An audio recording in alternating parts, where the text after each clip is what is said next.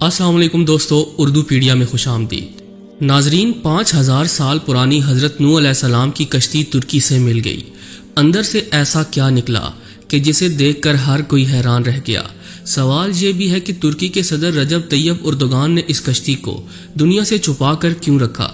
आज की इस कीमती वीडियो में हम आपको कश्ती नूह से मुतल्लिक हैरान कुन हकायक बतलाने जा रहे हैं, लिहाजा वीडियो को शुरू से लेकर आखिर तक ज़रूर देखिएगा। और अगर आप चैनल पर नए हैं तो इसे सब्सक्राइब भी कर लीजिए। तो आइए चलकर शुरू करते हैं।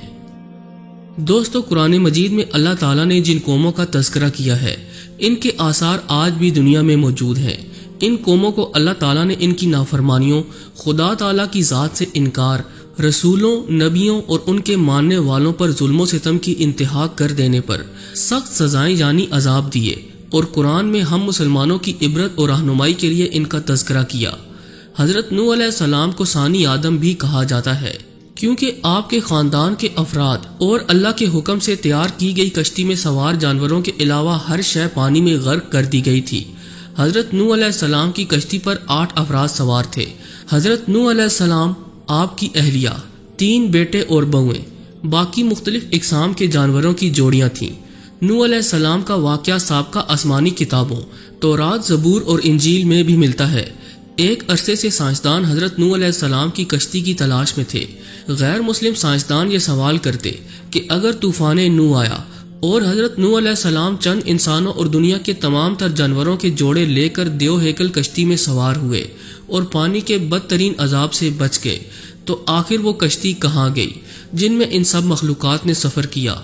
हाल ही में चीन के ईसाई मुबल्लिगीन और साइंसदानों की एक तहकीकाती टीम ने कई माह पर मुश्तमिल अपनी तहकीक के इख्तिताम का ऐलान करते हुए दावा किया था कि उन्होंने हज़रत नूह अलैहिस्सलाम की तारीखी कश्ती को तलाश कर लिया है। ये कश्ती मशरकी तुर्की में वाक़े कोहे अरारत पर मिली, जिसकी चोटी की बुलंदी 12,000 फुट है। माहिरीन की टीम का कहना था कि इस कश्ती की 3 मंजिलें हैं।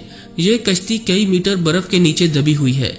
गुज़श्ता 200 बरसों से 1 दर्जन से ज्यादा टीमें हज़रत नूह अलैहिस्सलाम की कश्ती को तलाश कर रही थीं, जिनके बारे में कुरान पाक में आता है कि वो जूदी नामी पहाड़ी की चोटी से टकरा कर रुक गई थी।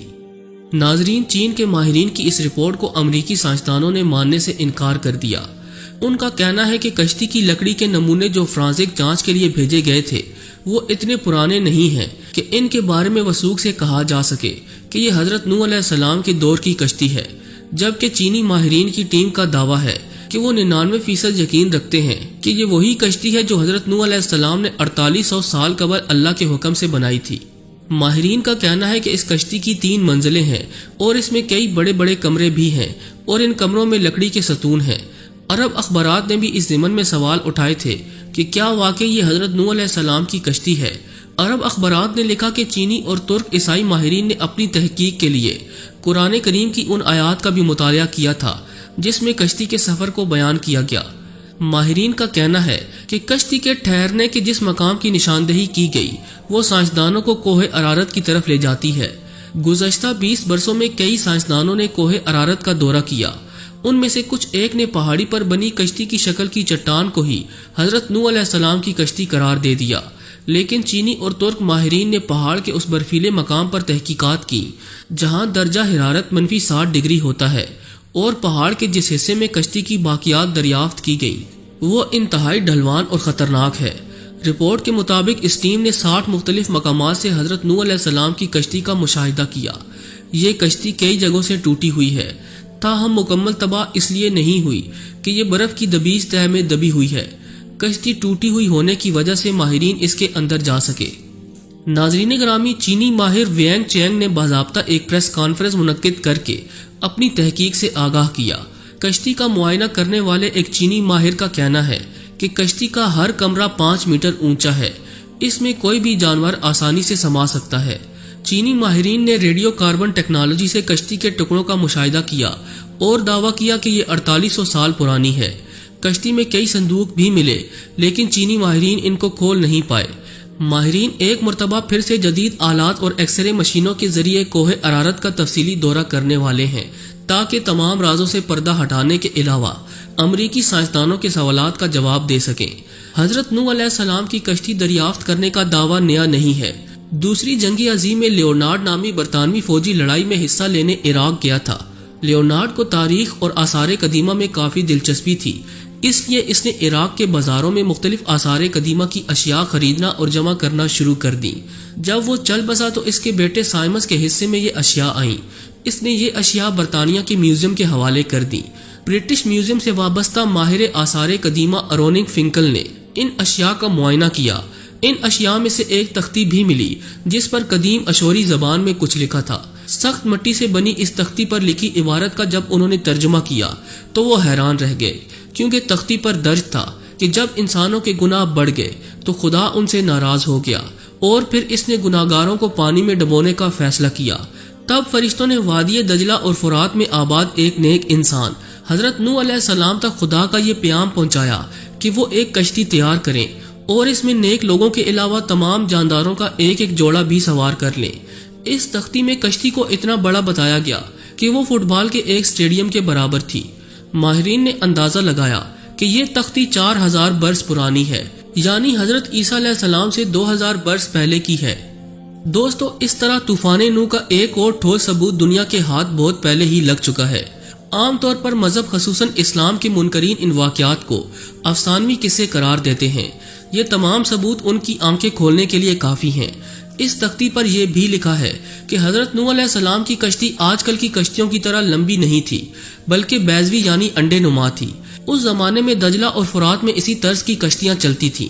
کشتی کے ٹھہرنے کے مقام کے بارے میں قرآن مجید کی سورۃ الہود کی آیت نمبر 44 میں بتایا گیا کہ وہ ایک بلند مقام جودی پر جا کر رکی تھی۔ عراق اور شام کے قدیم باشندے بابل کے دور میں یہ سمجھتے تھے کہ حضرت نوح علیہ السلام کی کشتی کوہ کردہ پر ٹھہری تھی۔ یہ مشہور پہاڑ جزیرہ ابن عمر کے قریب واقع ہے۔ یہ مقام بھی اب ترکی کے حصے میں ہے، تاہم عراق کی سرحد اس سے متصل ہے۔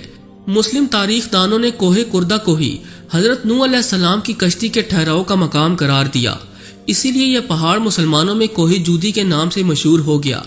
تاہم عیسائی مبلغین کا کہنا ہے کہ کشتی کوہ ارارت پر جا کر رکی تھی اور یہ پہاڑ آرمینیا اور ترکی کی سرحد پر ہے۔ حضرت نوح علیہ السلام کو ثانی آدم کے علاوہ شیخ الانبیاء کا خطاب بھی عطا ہوا، کیونکہ آپ وہ پہلے پیغمبر ہیں جو انسانیت کی طرف بھیجے گئے۔ قرآن پاک میں حضرت نوح علیہ السلام کا نام 73 مرتبہ آیا ہے۔ ان کی عمر 900 برس تھی۔ نبیوں میں آپ سب سے طویل العمر ہوئے۔ حضرت نوح علیہ السلام موجودہ عراق میں آباد ایک قوم کے پاس نبی بنا کر بھیجے گئے تھے۔ جب بہت واعظ اور نصیحت کے باوجود بھی قوم نے سرکشی نہ چھوڑی تو اللہ تعالیٰ سے آپ نے اپنی قوم کے لیے عذاب مانگا۔ اللہ نے آپ کو ایک کشتی بنانے کا حکم دیا۔ 2 سال کی مدت میں کشتی تیار ہوئی، جس کی لمبائی 300 گز اور چوڑائی 50 گز جبکہ اونچائی 30 گز تھی۔ جب عذاب آیا تو آسمان سے مسلسل بارش ہونے لگی اور زمین سے چشمے ابلنے لگے، ہر شے پانی میں غرق ہو گئی۔ حضرت نوح علیہ السلام کی کشتی 6 ماہ 8 دن پانی پر تیرتی رہی اور 10 محرم کو کوہ جودی پر جا کر ٹھہر گئی۔ کئی دن تک پانی اترتا رہا۔ اس کے بعد جب خشکی پیدا ہوئی تو حضرت نوح علیہ السلام نے خسران شہر کو بسایا اور ایک مسجد بنائی جس کا نام سمانین تھا۔ حضرت نوح علیہ السلام طوفان کے بعد صرف 60 برس زندہ رہے۔ ان کا مزار آج بھی لبنان میں موجود ہے۔ جی تو دوستو، ہمیں پوری امید ہے کہ آج کی یہ ویڈیو آپ کو بے حد پسند آئی ہوگی۔ اگر ویڈیو اچھی لگی ہو تو اسے لائک کرتے ہوئے دیگر دوستوں سے شیئر بھی کر دیجیے گا۔ ایسی ہی انفارمیٹو ویڈیوز دیکھنے کے لیے ہمارے چینل کو سبسکرائب بھی کر لیجیے۔ آج کے لیے بس اتنا ہی۔ اگلی ویڈیو تک کے لیے اللہ نگہبان۔